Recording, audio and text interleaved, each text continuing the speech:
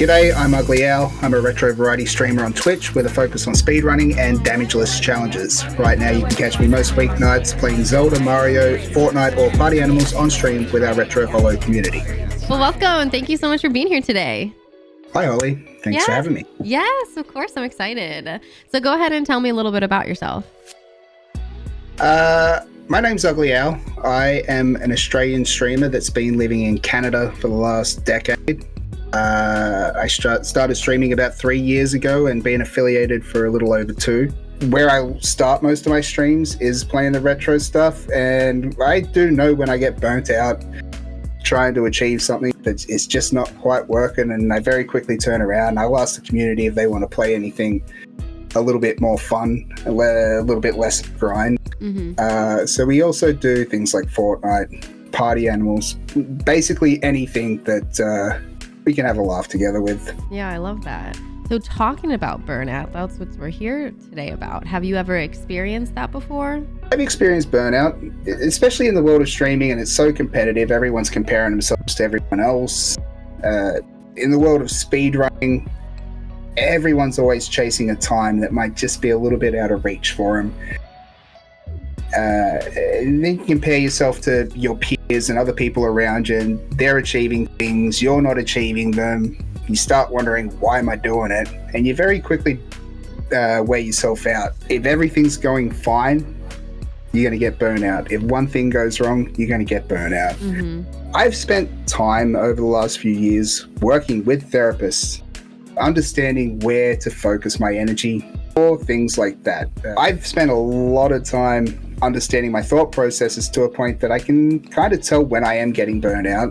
And so it becomes a case of listening to your body. Not to get too spiritual, but you know what you need and what you don't need. Some people will eat a chocolate bar because they need that little sugar hit. Some people have a nap. Listening to what you need and why you need it is the quickest way to recover, I find. You know, sleep's a big one, I think. As streamers, you're often up late, taking advantage of the time that you actually do have to stream. And for a lot of people, that's the middle of the night.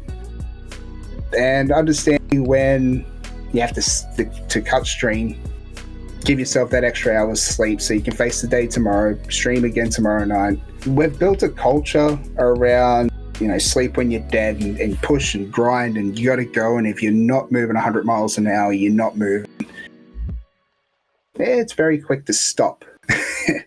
Moving forward slowly is a whole lot better than moving fast, really, you know, for a small period of time and then stopping completely, because that breaking point or that burnout actually does get in the way of what you're trying to achieve. I completely agree with literally me, right? 200% and then 0%, you know? It's better to do like 80, 50, 50, 80, you know, and then slowly get to your goal. So what parts of content creation was the most challenging for you?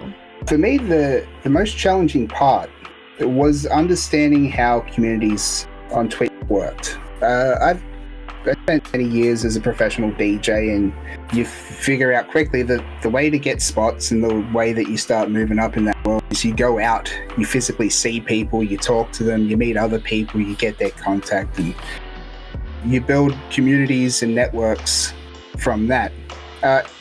Twitch being an online thing, it's the exact same process, except you don't have to leave the house. And I feel like a lot of streamers do the same thing. They jump into a big stream, a streamer that's got 600, 700, 1,000 people in it. They're trying to be a voice, you know, in this community. Chat scrolls. No one's listening. And then I realized, you know, I'm a small streamer. I don't have a lot of people watching me. I don't have anyone watching me. So why don't I go find people like me? Because you don't get there by yourself.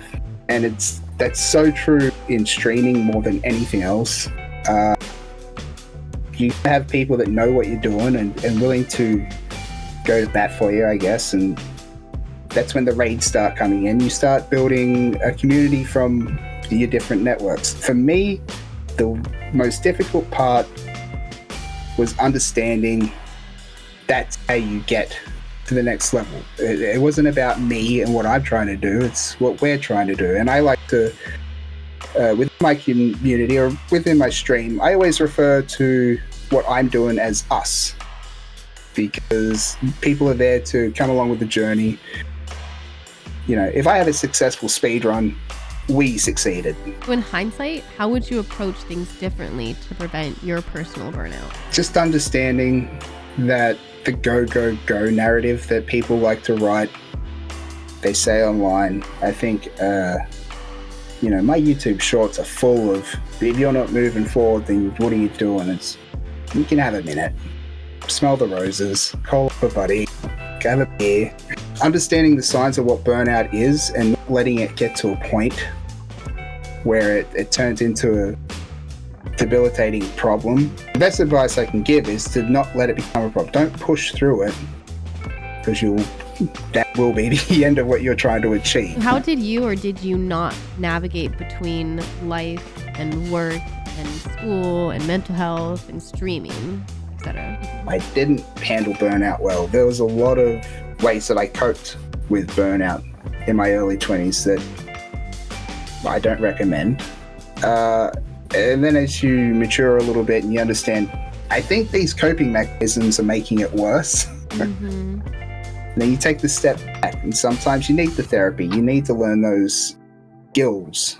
I think some people get so caught up in goals that when they don't reach their goals, they get burnout, they get discouraged, they give up. You know, some people use, what's your goal? It's like, I want $1 million in my savings account. Well, you have $7 in there, dude. How about you aim to have $100 in 2 weeks? Mm-hmm. And if you have $100, then we can work on 1,000. Mm-hmm. Don't even worry about the $1 million yet. You're not there. Mm-hmm. Totally. Prioritizing mental and physical health is so important to avoid burnout. How do you do that right now? Well, I work as a furniture designer and cabinet maker, so I have a fairly physical job. It's also quite, you know, mentally stimulating too. You got to figure out what you want to do, then you have to do it. So I'm in one of those positions that I am relatively fit and healthy from my work. My channel and my Discord even, I do spend a lot of time harping on people to just go outside. Mm-hmm. If you come into my Twitch channel, you're going to hear me say, good, get out of my stream, leave, go outside, see your friends. Mm-hmm. I think it's incredibly healthy to get off the internet. It's a one-way funnel. There's nothing at the end of the internet, and it stops eventually. I think getting outside, you don't even have to set goals to exercise or go to the gym or eat a certain way. Sometimes you just need to be outside. Yeah, get some sun, definitely. Vitamin D. Yes. All right. Well, that's it for me. Thank you so much. We're going to say goodbye to YouTube, and then I'll say goodbye to you afterwards, okay? All right. Thank you so much, and I'll see you YouTube later. Bye.